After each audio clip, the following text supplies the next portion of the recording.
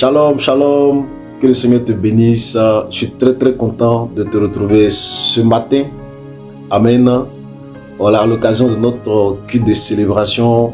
Ça fait un moment qu'on ne s'était pas vu et j'ai voulu vraiment te faire une surprise ce matin et te délivrer un puissant message de la part du Seigneur. Amen. Alléluia. Alors je veux que tu te tournes vers ton voisin de gauche et que tu puisses lui dire bonjour. Bonjour à ton voisin de droite, à ton voisin de devant. Maintenant souris à ton voisin de derrière. Amen. Voilà, la Bible dit qu'il est bon, il est agréable, il est même doux, agréable pour des frères de demeurer ensemble. Et ce matin, je suis content de savoir que voilà, l'église est rassemblée, que les frères et les sœurs sont ensemble dans la glorieuse présence de notre Seigneur. Amen. Alléluia. Alors je voudrais m'entretenir avec toi ce jour sur le thème, le grand thème que nous sommes en train de traiter depuis quelque temps, bon et fidèle serviteur. Bon et fidèle serviteur. Amen. Je vais donc t'inviter à prendre ta Bible avec moi. Nous allons lire ensemble Matthieu chapitre 25 à partir du verset 14. Il en sera comme d'un homme qui, partant pour un voyage, appela ses serviteurs et leur remit ses biens. Il donna 5 talents à l'un, 2 à l'autre et 1 au troisième, à chacun selon sa capacité, et il partit. Aussitôt, celui qui avait reçu les 5 talents s'en alla, les fit valoir et il gagna 5 autres talents. De même, celui qui avait reçu les 2 talents en gagna 2 autres. Celui qui n'en avait reçu qu'un alla faire un creux dans la terre et cacha l'argent de son maître. Longtemps après, le maître de ses serviteurs revint et leur fit rendre compte. Celui qui avait reçu les 5 talents s'approcha, en apporta 5 autres talents et il dit: Seigneur, tu m'as remis 5 talents, voici, j'en ai gagné 5 autres. Son maître lui dit: c'est bien, bon et fidèle serviteur, tu as été fidèle en peu de choses, je te confierai beaucoup. Entre dans la joie de ton maître. Celui qui avait reçu les 2 talents s'approcha aussi et il dit: Seigneur, tu m'as remis 2 talents, voici, j'en ai gagné 2 autres. Son maître lui dit: c'est bien, bon et fidèle serviteur, tu as été fidèle en peu de choses, je te confierai beaucoup. Entre dans la joie de ton maître. Celui qui n'avait reçu qu'un talent s'approcha ensuite et il dit: Seigneur, je savais que tu es un homme dur, qui moissonne où tu n'as pas semé et qui amasse où tu n'as pas vanné. J'ai eu peur, je suis allé cacher ton talent dans la terre. Voici, prends ce qui est à toi. Son maître lui répondit: serviteur méchant et paresseux, tu savais que je moissonne où je n'ai pas semé et que j'amasse où je n'ai pas vanné. Il te fallait donc remettre mon argent au banquier et à mon retour, j'aurais retiré ce qui est à moi avec un intérêt. Ôtez-lui donc le talent et donnez-le à celui qui a les 10 talents, car on donnera à celui qui a et il sera dans l'abondance. Mais à celui qui n'a pas, on notera même ce qu'il a. Et le serviteur inutile, jetez-le dans les ténèbres du dehors. Il y aura des pleurs et des grincements dedans. Amen. Acclamons ensemble la parole du Seigneur. Alléluia. Amen. Que le Seigneur te bénisse abondamment. Alors vraiment, ce thème est très important. Je sais que les pasteurs qui sont passés vous ont enseigné longuement sur l'importance du service, sur l'essence même du service, sur l'aspect capital du service chrétien. Amen. Alors, ça a déjà été dit plusieurs fois, ça a déjà été expliqué plusieurs fois. Vraiment, je ne sais pas comment te le dire, mais nous avons été sauvés pour servir Dieu. Alléluia. Dieu ne nous a pas sauvés juste pour nous laisser comme ça, oisifs dans sa maison. Dieu nous a sauvés pour que nous puissions servir Dieu. Dieu a toujours voulu que l'homme soit son serviteur. Et tous ceux qui ont vécu sur la terre et qui ont servi Dieu ont été des modèles et des exemples, des personnes que Dieu a bénies puissamment. Alléluia. Si vous vous référez au livre de Josué chapitre 1, déjà au verset 1, le Seigneur s'adresse à Josué. La Bible dit, lorsque Moïse est mort, Moïse, serviteur de l'Éternel est mort. L'Éternel parla à Josué, serviteur de Moïse. Amen. Lorsque Moïse, serviteur de l'Éternel, est mort, l'Éternel s'adressa à Josué, serviteur de Moïse. Et qu'est-ce que le Seigneur dit à Josué? Le Seigneur dit à Josué, Moïse, mon serviteur, est mort. Alléluia. C'est-à-dire que c'est des gens qui ont servi Dieu toute leur vie, au point où même après leur décès, Dieu rend témoignage d'eux à leurs successeurs, à leurs contemporains, pour leur dire, cet homme qui est mort est mon serviteur. Cet homme qui est parti est mon serviteur. Alléluia. Ça veut dire que toi et moi, nous qui vivons là, qui sommes aujourd'hui au culte, nous devons être connus de Dieu comme étant des serviteurs et des servantes du Seigneur. Amen. Servir Dieu est très important. Servir Dieu est la raison pour laquelle, est le prétexte même que Dieu a trouvé pour sortir le peuple de Dieu d'Égypte. Souvenez-vous que dans le livre d'Exode, le Seigneur parle à Pharaon. Dieu envoie plusieurs fois Moïse auprès de Pharaon et lui dit, va dire à Pharaon, laisse aller mon peuple afin qu'il me serve. Donc Dieu voulait sortir un peuple qui allait le servir. Gloire à Dieu. Le Seigneur nous a sortis d'Égypte pour que nous puissions le servir. Il n'est pas question que tu sois devenu enfant de Dieu et que tu ne puisses pas servir le Seigneur, que tu sois oisif dans la maison. Dieu a besoin des personnes qui soient engagées, des personnes qui soient vraiment zélées pour lui. Dieu veut des chrétiens zélés, Dieu veut des chrétiens engagés, Dieu veut des chrétiennes et des chrétiens qui soient bouillants pour lui.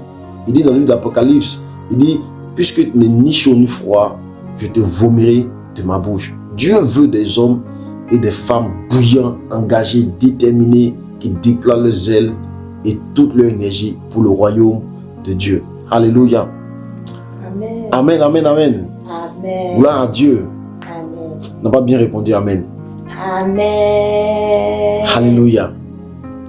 Alors, si le Seigneur veut que nous puissions le servir, si servir est important pour nous, nous ne devons pas servir Dieu de n'importe quelle façon. Dans le texte qu'on a lu ici, Jésus nous explique qu'en fait, dans la maison de Dieu, il y a 3 types de serviteurs. 3 types de serviteurs. Il y a des serviteurs à qui on a donné beaucoup. Des gens qui ont beaucoup de responsabilités, qui ont des grands titres, des grands postes. Des gens à qui Dieu a confié beaucoup. Et le texte dit que Dieu a donné à chacun selon ses capacités. Dans la maison de Dieu, on ne nomme pas quelqu'un AP ou PA ou responsable de département ou patriarche par hasard.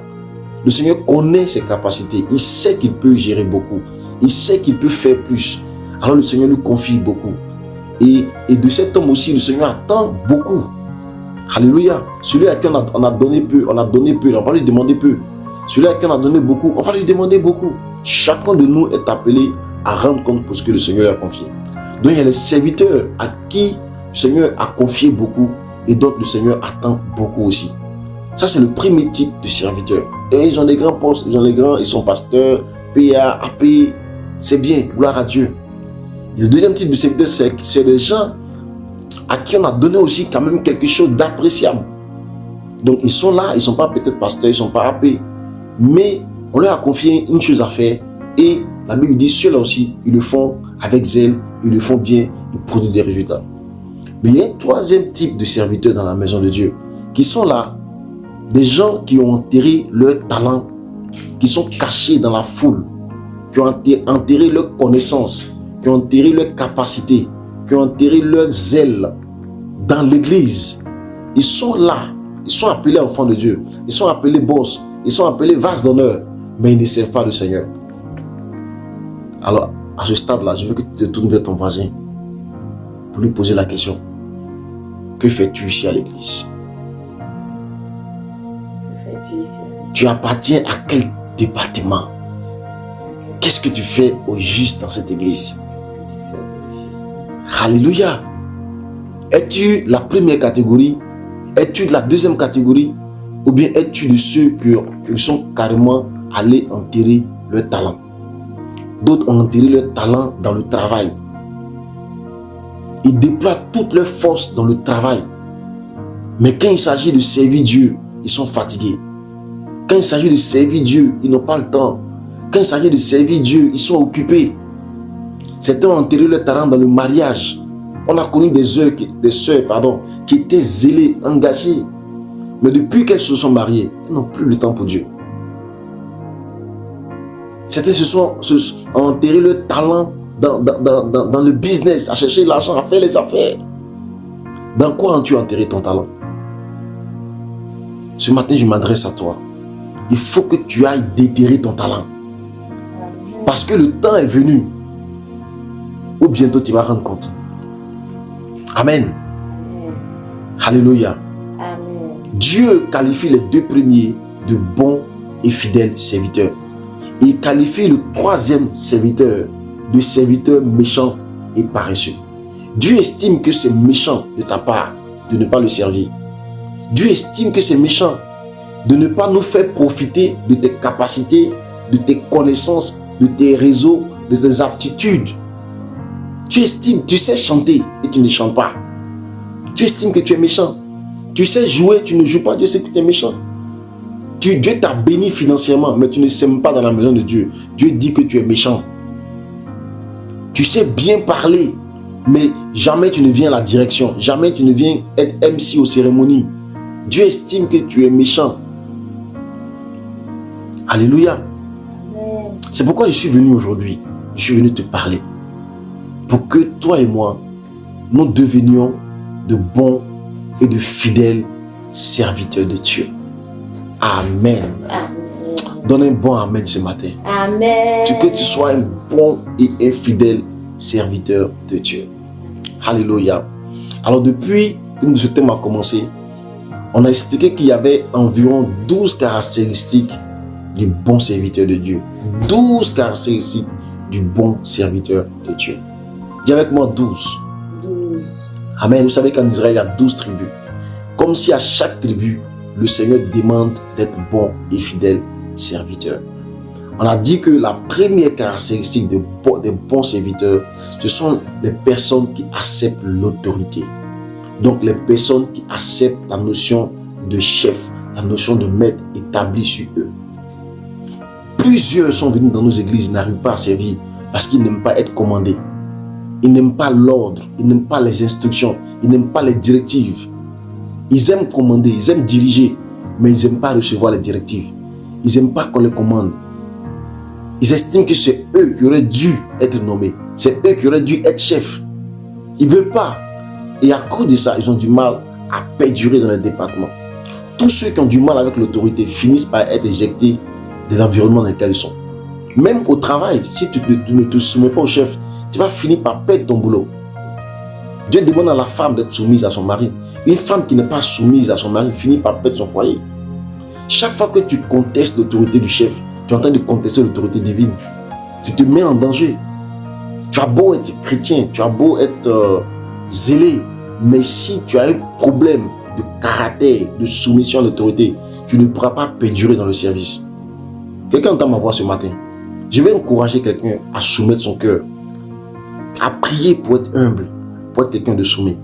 Donc la première condition pour être un bon serviteur, c'est d'être un serviteur soumis, un serviteur qui respecte le chef, un serviteur qui respecte l'ordre établi, un serviteur qui sait se faire petit pour accepter d'être dirigé, d'être conduit.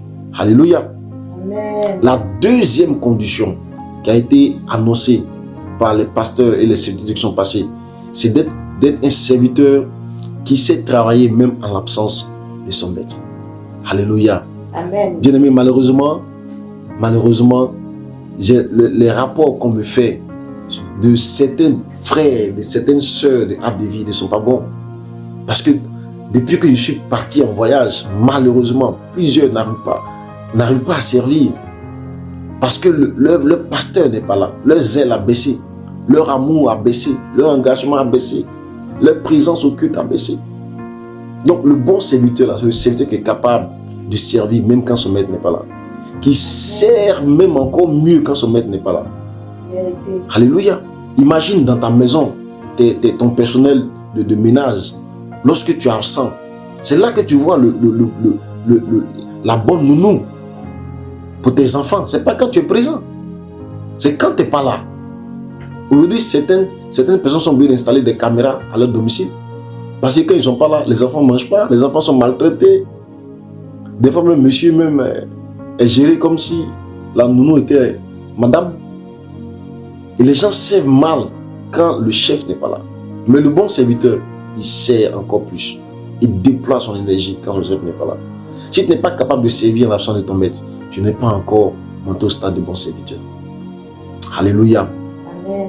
La troisième caractéristique des bons serviteurs, c'est le serviteur qui est engagé, qui est zélé. C'est le serviteur qui fait les choses avec diligence.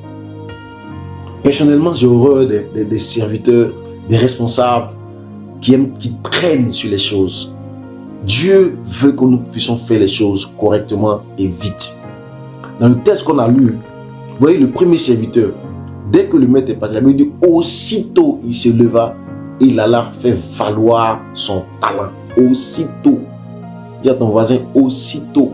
Aussitôt. Fais les choses aussitôt. Fais les choses vite. Fais les choses bien. Fais-les vite. Fais-les vite. Jésus revient bientôt. Fais vite ce que tu as fait. Gagne vite les âmes qu'on t'a confiées. J'ai vite les âmes qu'on t'a confiées. Fais vite. Réponds vite à l'appel. Tu n'as pas tout le temps. Tu n'as pas tout le temps. Un jour viendra où ton temps va finir.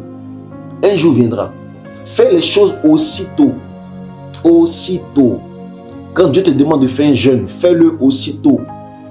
Quand Dieu te demande de faire une offrande, fais-le aussitôt. Quand Dieu te demande d'aller parler de lui à quelqu'un, fais-le aussitôt. Si Dieu te demande de te réconcilier avec un parent, fais-le aussitôt. Amen. Les bons serviteurs font les choses que Dieu leur demande de faire aussitôt, avec diligence, avec rapidité. Ils s'exécutent simplement, rapidement. Toi qui es en train de m'écouter ce matin, quand tu dis à ton fils d'aller se laver, et puis il laisse passer 1 heure, 2 heures, 3 heures, 4 heures, tu es fâché. Quelqu'un me suit? Ou bien toi-même tu n'aimes pas de laver. Bref, Dieu aime que nous fassions les choses aussitôt. Donc, peuple de Dieu, le bon serviteur fait les choses qu'il a à faire. Il les fait vite et il les fait bien. Il les fait avec diligence. Il les fait avec engagement. Il les fait avec empressement. Il ne joue pas avec la parole que son maître a donnée. Il ne joue pas avec l'instruction. Il ne fait pas les choses selon son propre calendrier, selon son propre agenda, selon son envie. Il ne paresse pas. Il n'est pas gagné par la paresse, il est gagné par le zèle, par l'abnégation. Le bon serviteur est un serviteur qui s'engage à faire les choses aussitôt. Alléluia. Ce matin, je vais partager avec toi la quatrième clé. La quatrième clé. Dans le texte qu'on a lu, Matthieu chapitre 25, à partir, je crois, au verset 20. Amen. À partir du verset 19. Longtemps après, le maître de ses serviteurs revint et leur fit rencontre. Celui qui avait reçu les 5 talents s'approcha, en apporta 5 autres et dit, Seigneur, tu m'as remis 5 talents, voici j'en ai gagné 5 autres. Le bon serviteur rencontre. Le bon serviteur rencontre. Quand vous voyez la chronologie des passages, du passage même des trois serviteurs, vous voyez que le serviteur paresseux, il est passé dernier pour rendre compte. Celui qui a reçu les 5 talents est passé le premier pour rendre compte rapidement, pour dire voici, tu m'as donné 5 talents, j'en ai gagné 5 autres. Celui qui a gagné 2 talents, lui aussi il est venu rapidement. Les mauvais serviteurs n'aiment pas rendre compte. Ils n'aiment pas rendre compte de leurs activités. Ils n'aiment pas qu'on leur demande des comptes. Ils n'aiment pas rendre compte. C'est une erreur, mes amis, que de travailler et de ne pas rendre compte, de ne pas produire ses rapports d'activité, de ne pas communiquer avec la personne qui t'a confié la responsabilité. Alléluia. En tant qu'enfant de Dieu, Dieu nous a confié plein de choses. Dieu nous a confié plein de talents. Dieu nous a confié plein de capacités. La Bible dit que Dieu a fait toutes choses pour un but. Nous sommes sur la terre pour un but. Chacun de nous est là pour un but. Et en tant que tel, nous devons rendre compte à Dieu. Alléluia. La Bible parle du jugement dernier. Le jour où nous allons rendre compte à Dieu pour tout. Mais ce que je suis venu te dire ce matin, c'est que tu n'es pas obligé d'attendre le jugement dernier pour rendre compte. Tu n'es pas obligé d'attendre le jugement dernier. Au bureau, lorsque tu confies au travail quelque chose à un employé, De temps en temps, il faut qu'il vienne te voir pour te dire, monsieur le directeur ou bien chef, ce que tu m'as demandé de faire là, nous sommes en train d'exécuter. Voilà comment les choses avancent. Le bon serviteur rencontre, et il rencontre souvent. Il rencontre très souvent. Il tient son chef au parfum, au courant de l'évolution des choses qu'on lui a confiées. Il le tient informé des difficultés qu'il rencontre. Il le tient informé des réalités qu'il croise. Quelqu'un entend ma voix ce matin.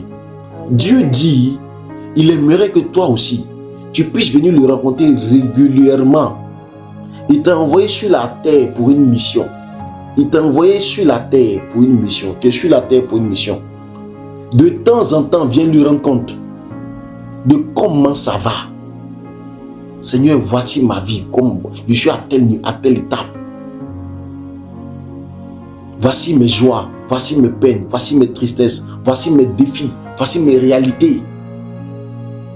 C'est parce que tu n'as pas compris le principe du compte rendu permanent et l'efficacité que ça apporte que tu ne vas pas croiser Dieu souvent.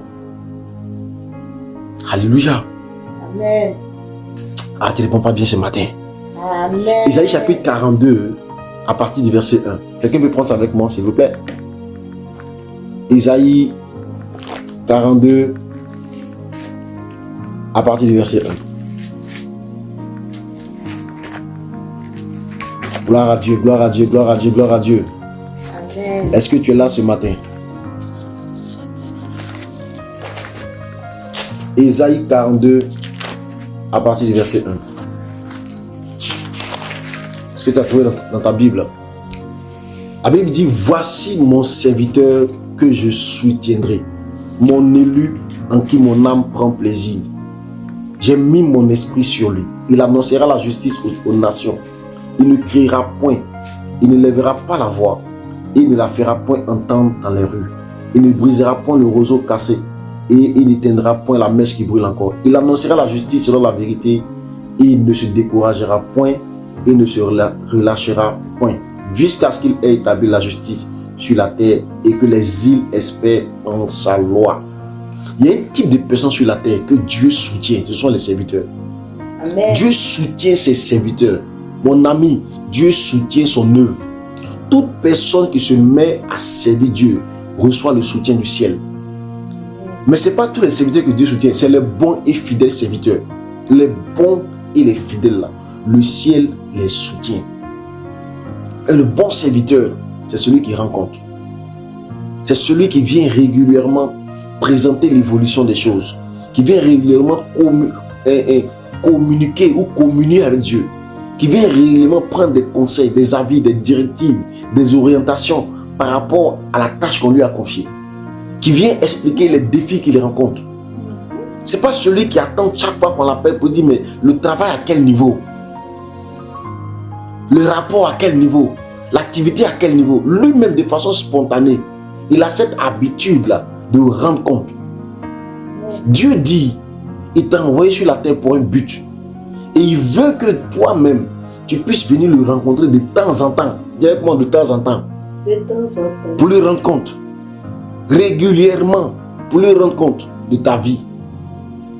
Ta vie à quel niveau aujourd'hui? À quel niveau?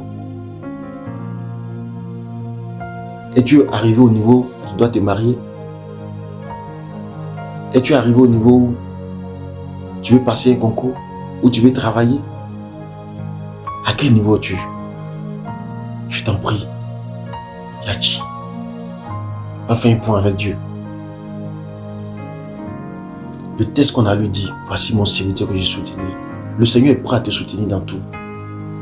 Le Seigneur est prêt. Le Seigneur est tellement prêt pour toi. C'est parce que tu n'as pas conscience que Dieu est prêt pour toi que tu ne vas pas le rencontrer. Tu vas pas le rencontrer régulièrement.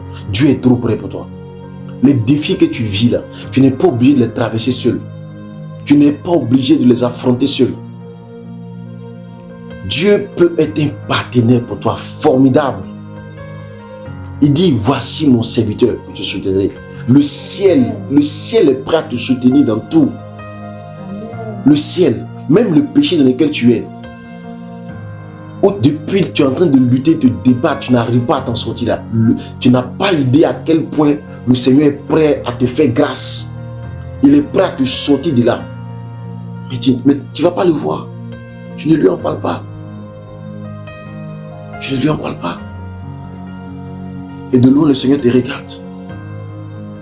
Et ce matin, il m'a envoyé pour te parler. Pour te dire, lui, de venir me voir régulièrement. Que je l'aime. Je ne le juge pas. Tel qu'il est là, moi je l'aime. Et je suis prêt à le soutenir. Alléluia. Va faire un point avec Dieu. Dieu va te donner un rema, une révélation qui va t'aider à sortir de ce péché dans lequel tu es. Va faire un point avec Dieu par rapport à ton commerce, par rapport à ta vie, où tu as l'impression que tout le monde avance, mais toi tu n'avances pas. Tu as l'impression que 2026 est en train de finir encore comme 2025. Va parler de ça avec le Seigneur.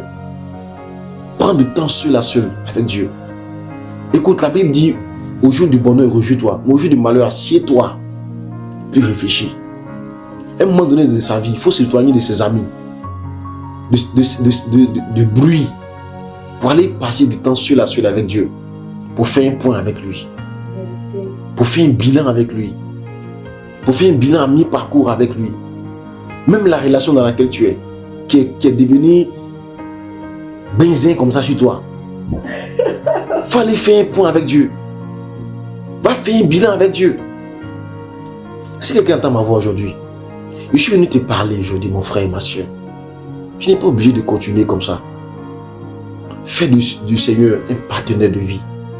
Fais du Seigneur un allié. Quelqu'un à qui tu te confies, qui sait te conseiller, qui sait t'orienter, qui sait te fortifier, qui sait te diriger, qui sait te délivrer et qui sait te secourir. Alléluia. Je vais donc partager avec toi juste 2 clés. Te dis 2 choses à faire pour être quelqu'un qui rend compte de sa vie régulièrement au Seigneur. Est-ce que tu es prêt à les entendre? Si tu es prêt à les entendre, donne un bon et un vibrant amen dans la belle salle de Arbre de Vie où tu es assis ce matin. Donne un bon amen si tu as vraiment envie d'entendre ce matin la révélation que j'ai pour toi.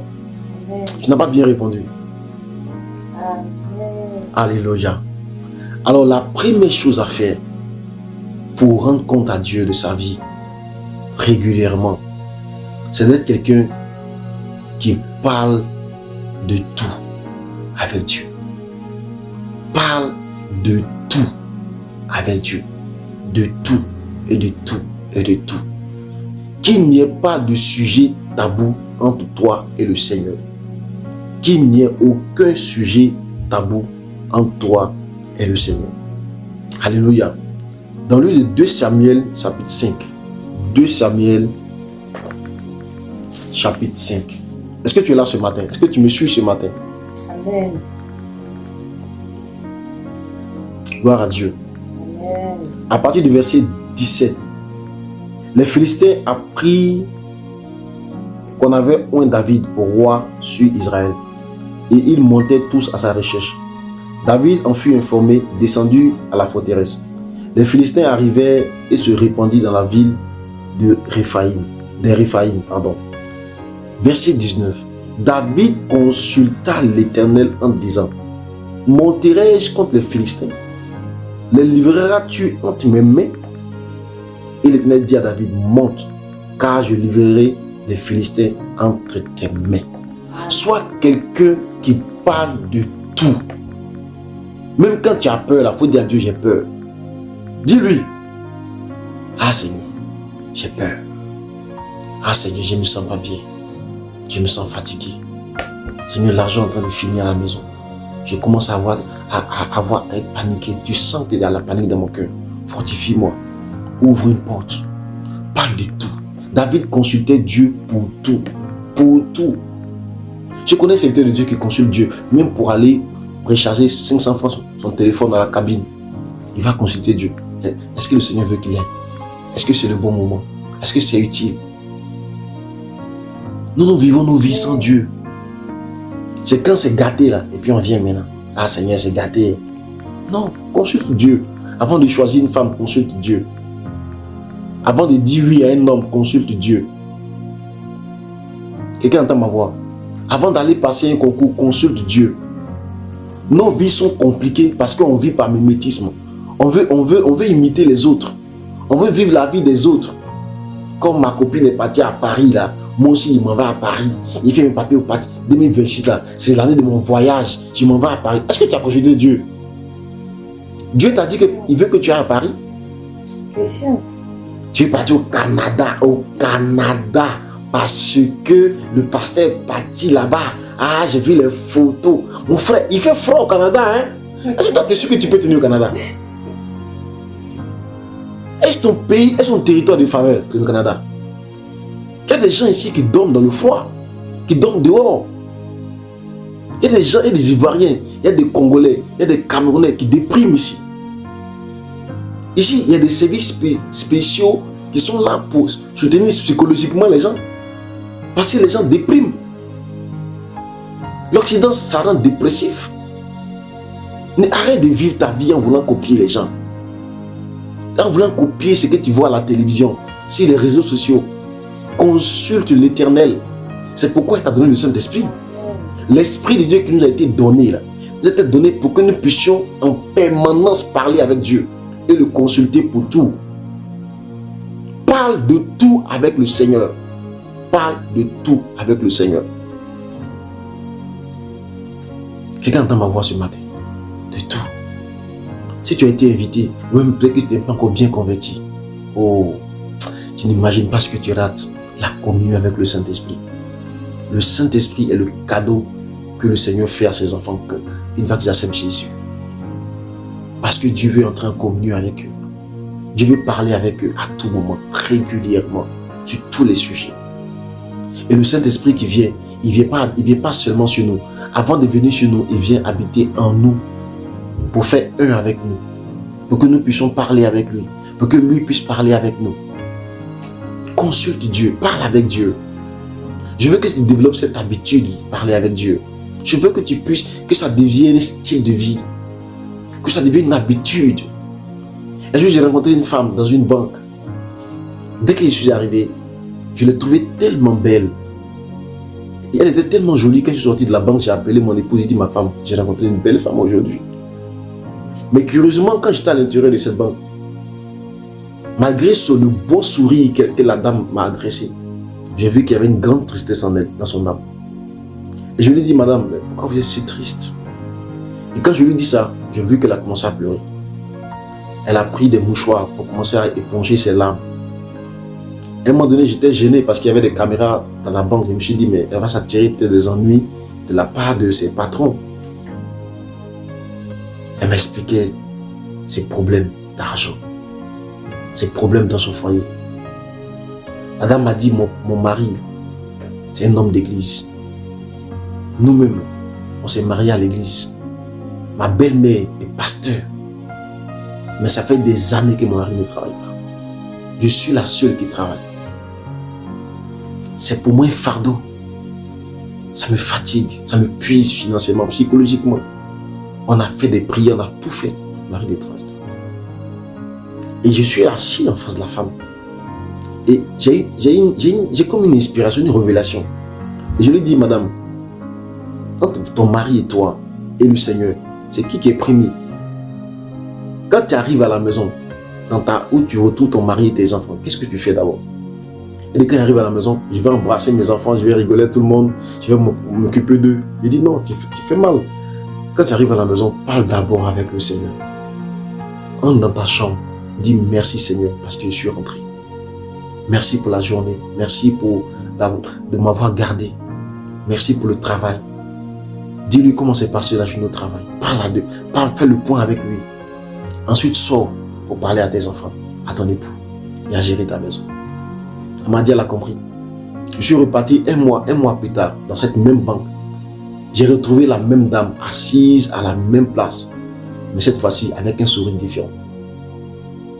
Amen. Quand je suis rentré, elle m'a appelé mon grand frère. Mon grand frère. Je lui ai dit, comment vas-tu? Elle dit, ça va bien.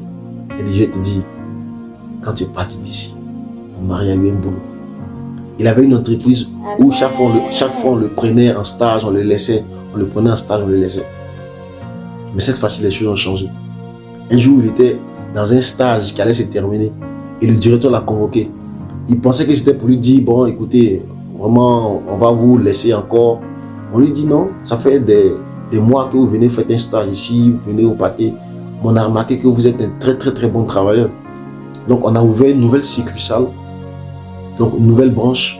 On a décidé de vous prendre là-bas comme étant le directeur. Oh yes, Quelqu'un entend ma voix? alléluia. Cet homme n'a pas été embauché même pour être un agent simplement. Il était embauché pour être directeur. Pourquoi? Parce que l'épouse qu'il a eue a développé la conversation avec Dieu. Parler avec Dieu. Nous sommes appelés à parler. Nous sommes appelés à communiquer. Nous sommes appelés à parler avec Dieu. Et le moyen que nous utilisons, c'est la prière. Quelqu'un entend ma voix? Tu dois prier beaucoup. Tu dois parler beaucoup. Tu dois passer du temps dans sa présence. Tu n'as pas d'autre choix que ça.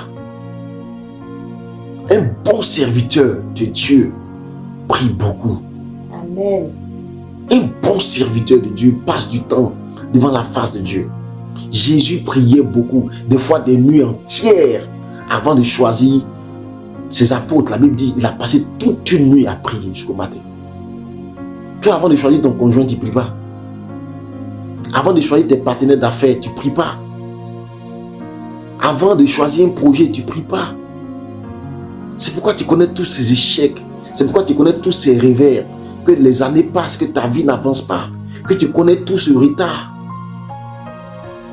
Des fois, tu as l'impression que ta vie chrétienne ne sert à rien. Pourquoi? Parce que Dieu n'est pas l'alpha. Il n'est pas le premier, il est le dernier dans ta vie. Il n'est pas au commencement, il est à la fin de tes choses. Il n'est pas l'alpha, il est l'oméga. Oh, le Seigneur est l'alpha et l'oméga. Il est le commencement et la fin. Donc, il est le commencement avant d'être la fin. Il est le premier et le dernier. Il n'est pas le dernier, il est d'abord le premier avant d'être le dernier. Est-ce que quelqu'un entend ma voix ce matin? Je suis venu juste simplement t'interpeller là-dessus. Dieu doit être au commencement de tout pour toi. Dieu doit être la première personne à qui tu adresses le matin quand tu te lèves. Dieu doit être le premier dans ta vie. Dieu doit être premier en tout. Tu es fâché? Pas t'es fâché. C'est pour ton bien que je parle. Développe l'attitude, l'habitude de parler de tout avec le Seigneur. Alléluia. Amen. La deuxième chose à faire.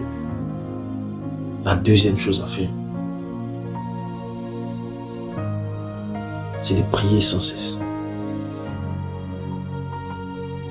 Je t'ai dit, première chose, parle de tout avec Dieu. La deuxième chose, parle sans cesse avec Dieu. Et parler sans cesse avec Dieu est un commandement de la Bible. C'est ça, non?